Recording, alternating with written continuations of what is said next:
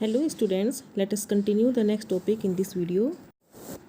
So we'll understand here next policy, that is the doctrine of lapse. इस policy को कौन लेकर आए थे? लॉर्ड डलहौजी, जो गवर्नर जनरल रहे इंडिया में 1848 से 1856। इस पॉलिसी में क्या कंडीशन रखी गई थी?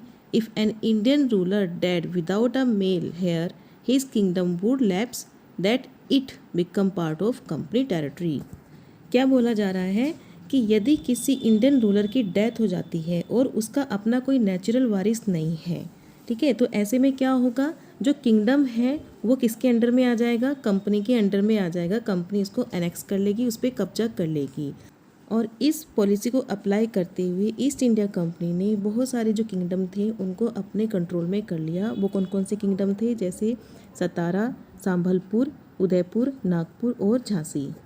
इन 1856 the company also took over Awadh. 1856 में कंपनी ने अवध को भी टुक ओवर कर लिया, उसको भी उसने कंट्रोल में कर लिया।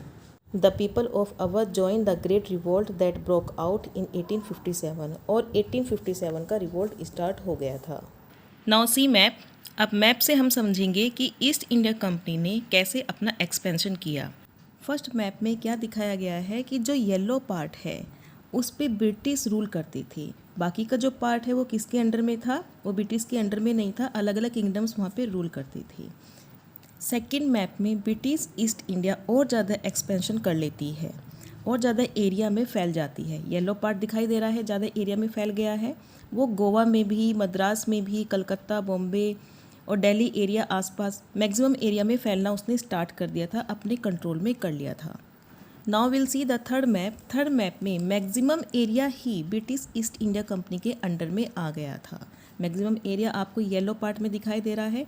तो जो ये येलो पार्ट है ये सारा ब्रिटिश ईस्ट इंडिया के अंडर में आ चुका था और ब्रिटिश ईस्ट इंडिया अपने ही रूल यहाँ पर चलाने लगी थी। Now moving on next topic, that is setting up a new administration.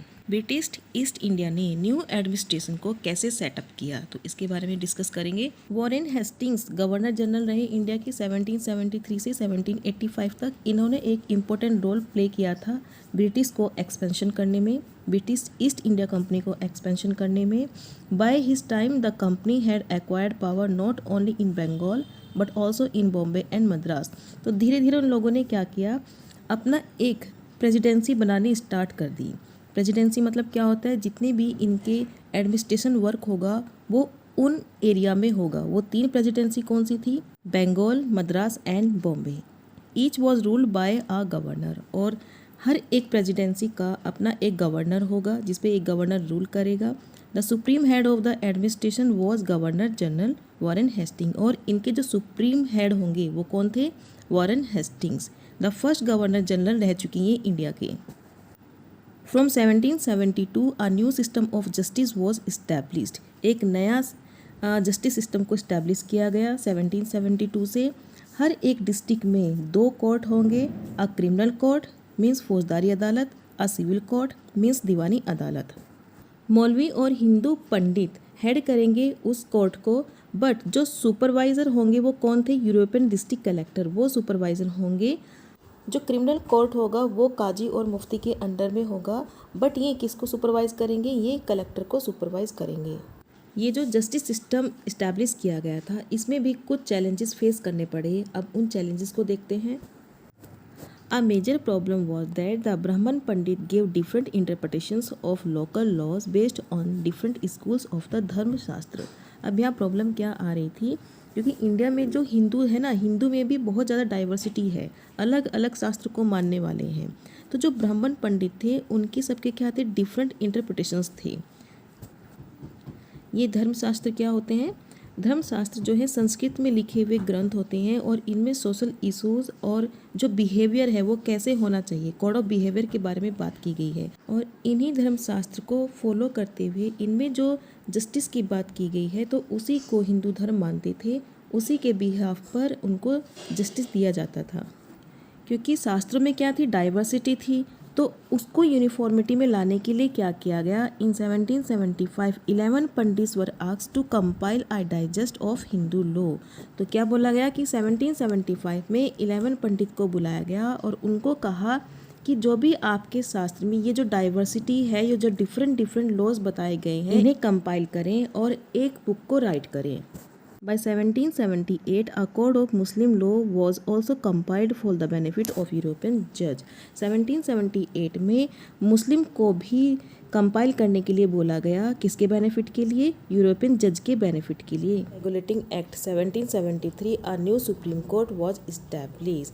Regulating act 1773 के अंडर एक नए सुप्रीम कोर्ट को इस्टेब्लिश किया गया। While a court of supreme, the Sardar Nizamat Adalat थी। कौन सा था? द सरदार निजामत अदालत। कहाँ पर? कलकत्ता में। ये एक क्रिमिनल कोर्ट था। तो ये पहला सुप्रीम कोर्ट कहाँ बनाया गया था? कलकत्ता में बनाया गया था।